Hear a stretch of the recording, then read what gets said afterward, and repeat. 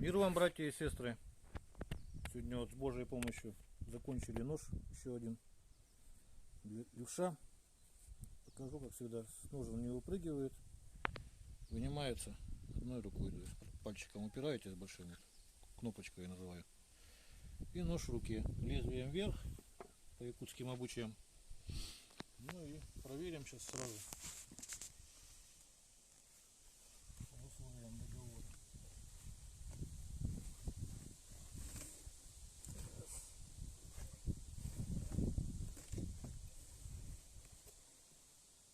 Я сильно не подтягиваюсь, потому что боюсь, чтобы нож там плохо держится, он между бревнами.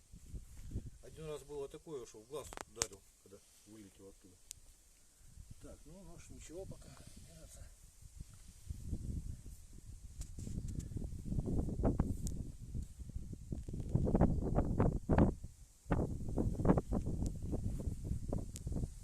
Восемьдесят 5 килограмм последний раз взвешивался, когда был.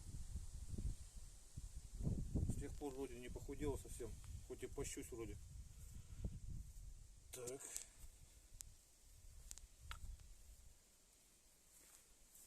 Ну и теперь вот стандартные испытания. Рог лося.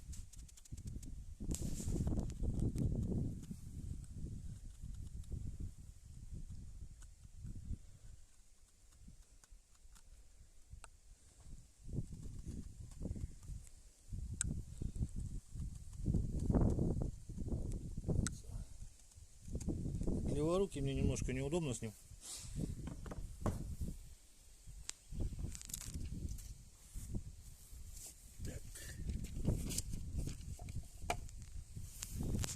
Такая вот резина у меня есть, такая дубовая она уже.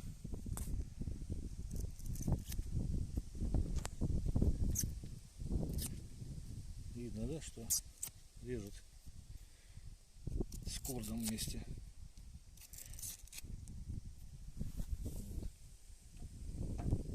Дерево проверим.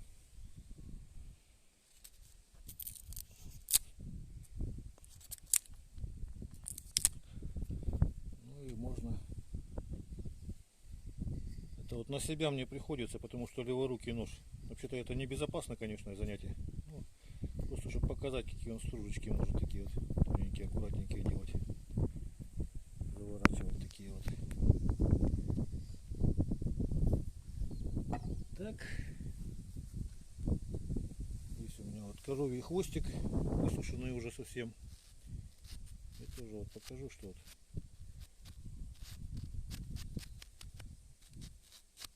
волосы режет без проблем. Он такой же твердый. И здесь.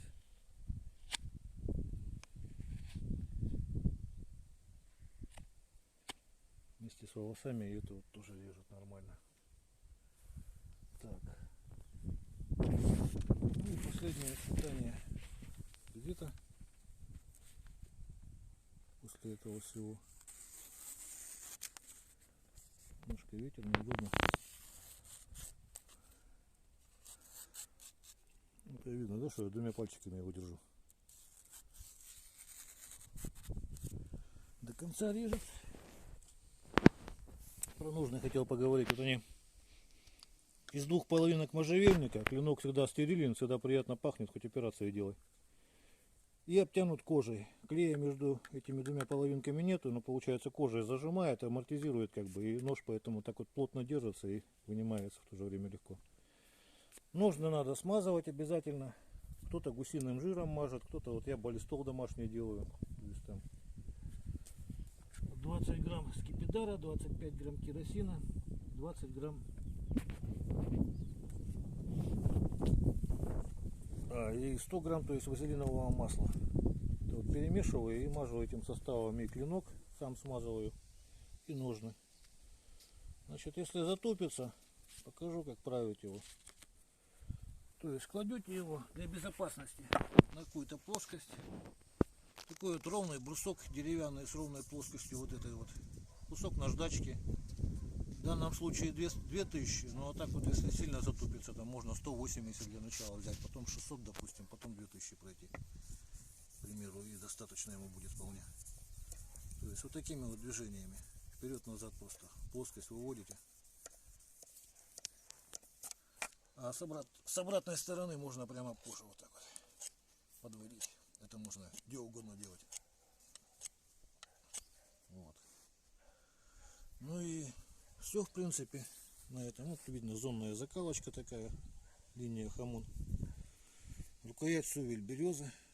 Ну, вот она сейчас не так блестит, солнце спряталось. А вообще она вот так вот, ну, аж сверкает, прямо такая красивая рукояточка. В общем, всего самого доброго.